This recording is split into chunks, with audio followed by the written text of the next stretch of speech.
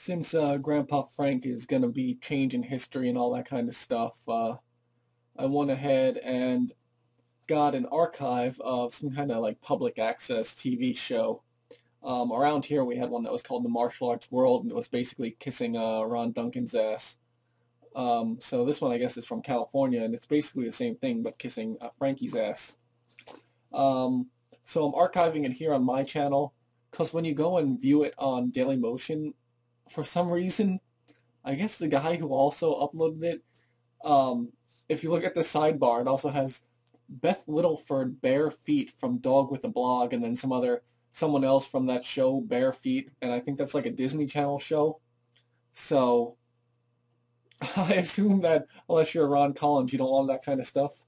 So I'm uploading it here for scholarship, for review, for all those kind of purposes. So, you know, it's protected under copyright law that you can view this and, you know, keep this as an archive to learn when Frank's story changes what the real thing was. So here we go. Here's that archive of that. And then I'll also do another archive where he talks about the history of ninjutsu. I'll do that in a different video. So here's his ninjutsu of Senzo Tanaka being derived from Yagushin Kageryu. So there we go. And it'll continue right now. An interruption, because we're going to come back. But you opened it up a little earlier, so now I'm going to ask. Now I understand that you're not a ninja, actually, but in a way you're along a lineage of ninjutsu.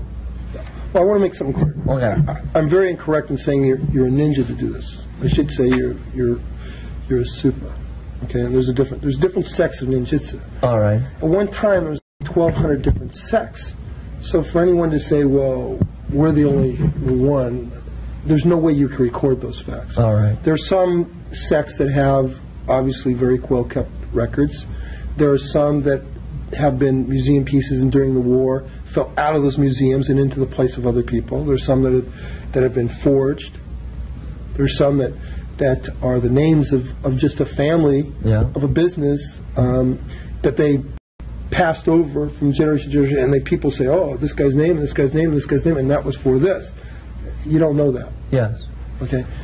The proof, I feel, of the pudding is in the taste. In other words, the proof here is in what one can do. If you really are, you can do these things. It's real simple. It's not a test of things. Okay. Now back though. Where's your lineage? Well, my lineage along this training.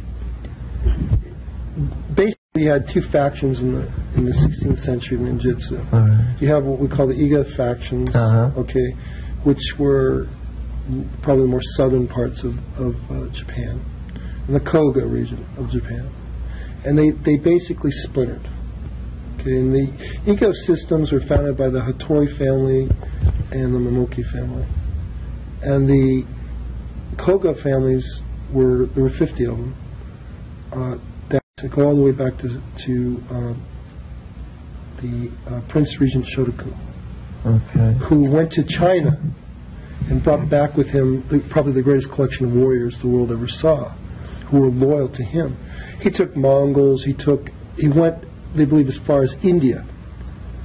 He brought the Ainu, who were white, who were blonde and blue-eyed. He brought with him a faction of persons, okay, that be loyal only to him, because while he was in China, he was very familiar with the Sun Tzu by Ping Fa, and he studied the art of war. That's what it's called. It's the art of espionage and the value of intelligence.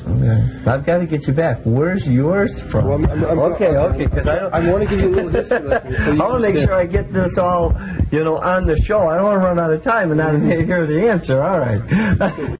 I'll try to make this quick. Okay. He brought these great warriors with him. Out of this collection of warriors, when he died, there was a power vacuum. They took the hills because they obviously weren't safe, and you had different clans warring with each other. Yeah. They became a society within themselves.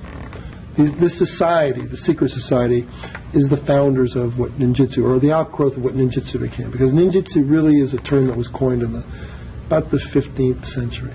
Okay. Some people say the 16th. However, this is debatable by historians. Regardless, these different sect of people. Again, we had the Uemomoki and the Hattori, who basically splintered off and became very mercenary. They're the ones that you hear about the Golden Age of ninjutsu. They set up a thing called the White Phoenix Castle, and they basically were for hire because they would do the acts that a samurai was bound by his Bushido code to do. Whereas you had the other families that didn't consider themselves samurais.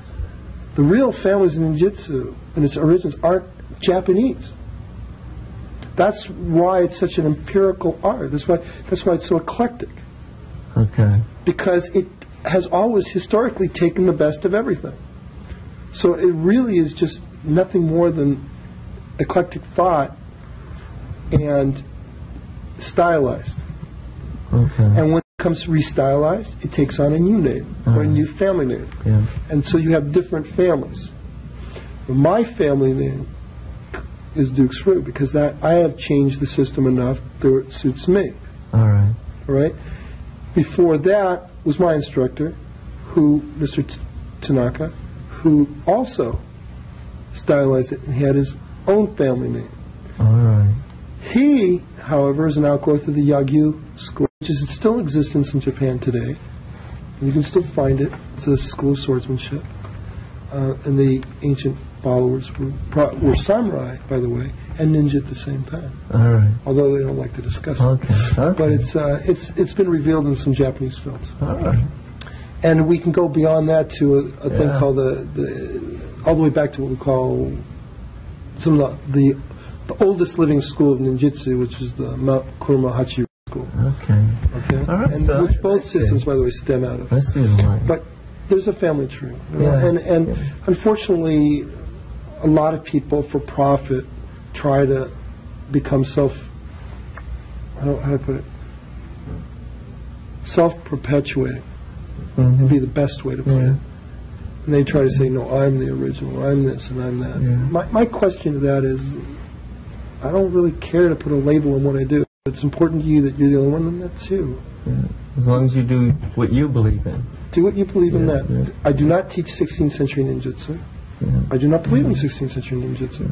However, I'm well versed in it, and I will probably teach it to whoever my successors is, because I want to see certain things preserved, Carried on. and carried on for historical value.